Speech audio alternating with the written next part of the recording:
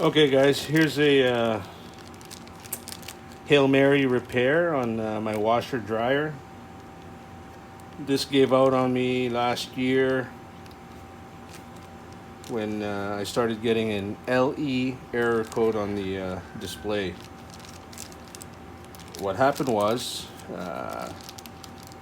our help was doing the laundry and decided to put every single towel that I own inside the washer and to do it all at once.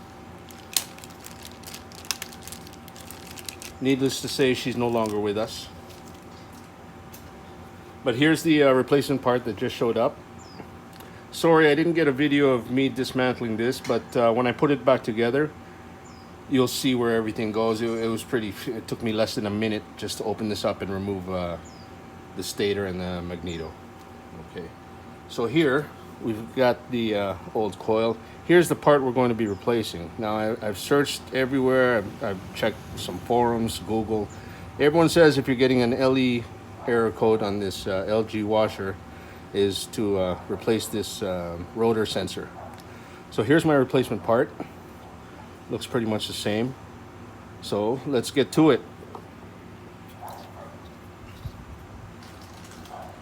I'm just going to pop these tabs over here, hopefully without damaging the coil. There's 3 of them. I'll show you. There's 1, 2 here on the back. Did you get that 1 and 2? And then you've also got this one here. Okay. I'm just going to take this off screen for a second so that I can use both hands to get this off. So I've lifted it here. You see I lifted that tab. This whole piece should come right off. There you go. There's the old piece. Now let's compare that with this. Here's the old piece. Let's compare that with the replacement part. Looks very similar. Looks identical actually, other than the fact that the new one has 2 tabs, as you can see. So it must be an improved part or an updated part number. Other than that, they look identical. You can see everything looks the same. Actually, this new part's got a little bent tab here. That must have happened during shipping, but didn't break, so it's okay. So let me get this back on, get rid of this old part. I'm going to put this new tab back on.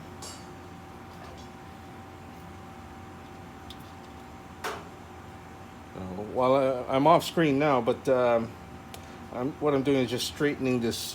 One of these alignment tabs was bent, so I'm just going to straighten that out. Hopefully it doesn't break. You know, you've got to add just enough pressure, which is once you hear it slightly crack, back off.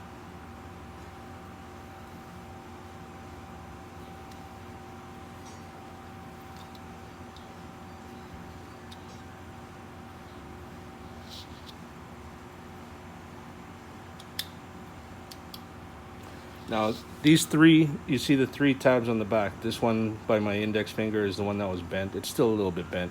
But when I apply them, there are 3 tabs here.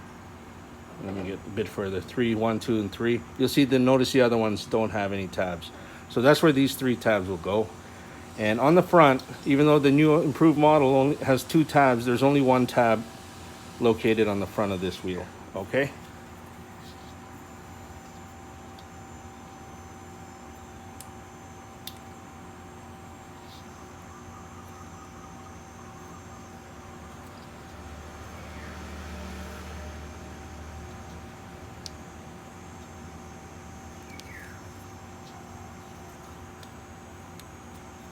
Okay, almost got it. Just trying to get this locked, and we should be all done. There you go. I don't know if you heard that, but it clipped in. So here you go. Take a look. 1, 2, 3 tabs. That bent tab actually is putting more pressure on it, so it's holding a little bit better. Okay, the front tab locked in here. That's what you heard click just now. So let's put this thing back together. What I did was earlier was there's 2 harnesses here. One goes here, one goes here. You can't mix them up because they're obviously different sizes. So you just pop them in until they click, click, The other one, pop that in till it locks here on top. Locked. Now, this has a cable strap with a screw that goes in here, and sorry, right here. And there's also a metal bracket with a screw that holds the main harness over here. So we'll be putting that back on right now. Let me just get this lined up here. Okay. Let me put the locking tab back on. It's just a Phillips screwdriver. So once we've got that, you know what, let's play this safe. Let me get one bolt in here so I can let go and use both hands. Okay. There we go. That one is holding it in. Let me get these tabs back in. Okay, one. And here's that one I was mentioning earlier that holds the screw goes in the top hole. The bottom hole is open. There's a guide that this sits over, so you can't really mess it up. Once that's in, let's screw this back in. There we go. Harness locked in. Good. Okay, these are the 6. They're 10 mil bolts. They're all the same size, so it doesn't matter where they go. When I took this off, I don't know if it makes a difference, but when I took this off, this number is my the mark point that I put, and I remember it was just left center of bottom, so I put it back in the same spot. Not really sure if that makes a difference, but just in case, that's the way it came out. That's the way I'm putting it back in. Okay, so that's in there. Now comes in the handy cordless. Now you don't want to over tighten these. They weren't too tight to begin with. There's no Loctite on the bolt, so basically we just put that on reverse.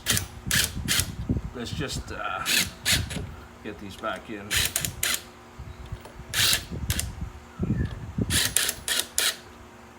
I mean, the whole rotor is plastic, so you don't want to over tighten them. Okay. I'm just doing a little bit at a time. I could actually reef on this and go by the old rule. Wait for it to crack and back off, but let's not do that. Okay.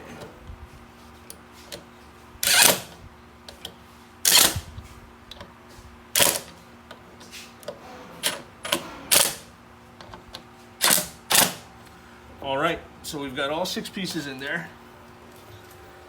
Now, after I took that off, before I took that off, I had this the magneto, it's called, or maybe it's not called that, but I call it the magneto. So it's all lined with magnets here, as you can see. I've also marked this on the teeth when I was taking it off, and I had this on the bottom left pointing. I might be off a tooth or two, but generally this is where it was when it came off. And it's magnetic, so hang on to it. Okay, and then just try and find a groove, and that should go back in. Let's, there we go. Should just pop in there. Hard to wiggle it when the whole washer drum is actually moving, but it's going back in there. Okay. Now if I get this nut, this was a 17 mil bolt, which it had Loctite on it. So what happens is when you're trying to loosen it, to break it loose, the drum just spins with it. So either you get a wrench and pound it, just jerk it until it breaks loose, or you use a handy Milwaukee, or Makita, sorry, impact wrench. So let's get the 17 back on there. Okay. Let's start hand threading this. You don't want to, when you're working with power tools, you don't want to get right away shoot the gun right on and then end up finding out you cross threaded the bolt. Okay, there we go. Let's see how this goes back on. Now I'm just checking. I'm gonna back it off again, see if the spline went all the way in. Now I don't know. I don't think it's all the way in yet. So let's do this again.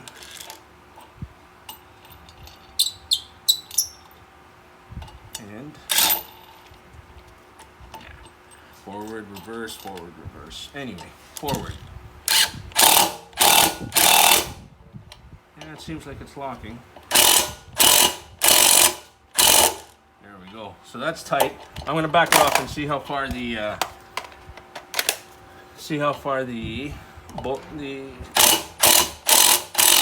magneto in is. There you go, right flush. So pushed it back in. So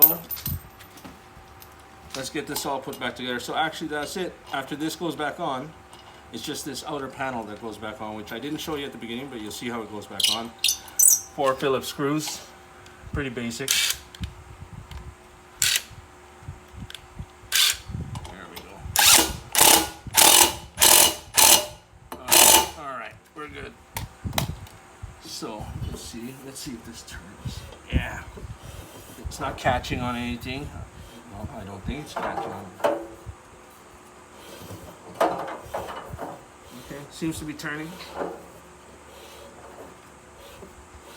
Okay. Now, get the back panel back on. Got a couple battle scars on it. I'm gonna bang them out real quick. Yeah, so if you guys need any body work, you can message me and I'll give you some advice on that. All right, so you slide these 2 tabs back in here, and then you slide the 2 bottom ones, and then back down just a little. Okay, now let's get these 4 metal screws with the Phillips. Here's the 4, 1 on each corner. And that's it, we're done. Okay. 1.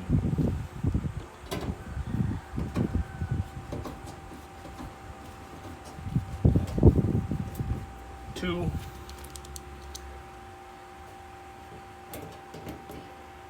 And that's not lined up, so let's put a little bit more body work. There